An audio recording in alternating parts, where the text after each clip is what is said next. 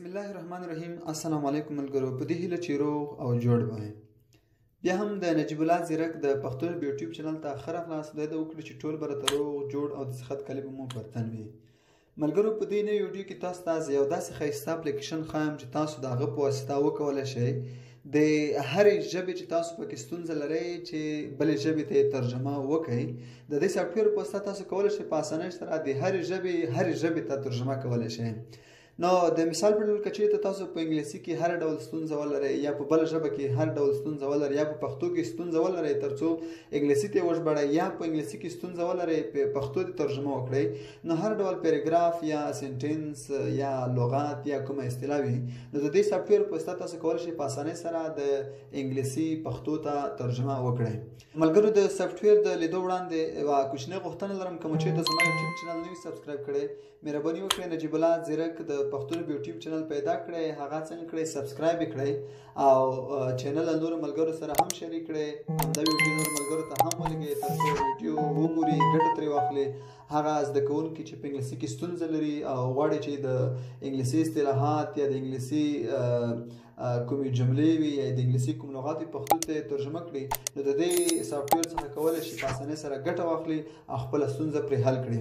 نو ملګرو ویډیو له نور ملګرو سره هم شریکه کړئ. راځه اوس د عملي کار په طرف ملګرو تاسو به پلی سټور ته راشئ. په پلی سټور کې به تاسو ملګرو یو ډکشنري سرچ کړئ. دغه کومه ډکشنري چې دی دا چې ما الریډي ډاونلوډ کړی دی او په خپل موبایل کې مې هم نصب کړی دی، انسټال کړی مې دی. نو دا ډکشنري به تاسو خلاصه کړئ. دلته ملګرو تاسو د لینګویجز انتخاب لرئ، یعنې دلته هغه ژبه ده چې هغه تاسو غواړئ په کومې ژبه کې چې تاسو ستونزه لرئ او دلته هغه ژبه ده چې د هغې ژبې ته تاسو څنګه کوئ ترجمه کوئ. نو ملګرو دلته د لینګویجز انتخاب دی. زه غواړم چې د انګلیسي نه چېرته پښتو ته ترجمه وکړم. ملګرو تاسو په پښتو ژبه ډاونلوډ کړئ، ما کړی دی ډاونلوډ کړی مې دی. نو پښتو ژبه څنګه شوې ده ډاونلوډ شوې ده، ما ډاونلوډ کړه یا په ډاونلوډ انشاءالله په پروسس کې وي خو کار کوي انشاءالله ستونزه نشته پکې.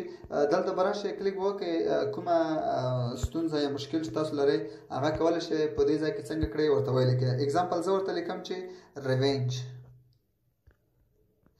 څه معنی لري، زه یې پښتو ته ترجمه کوم.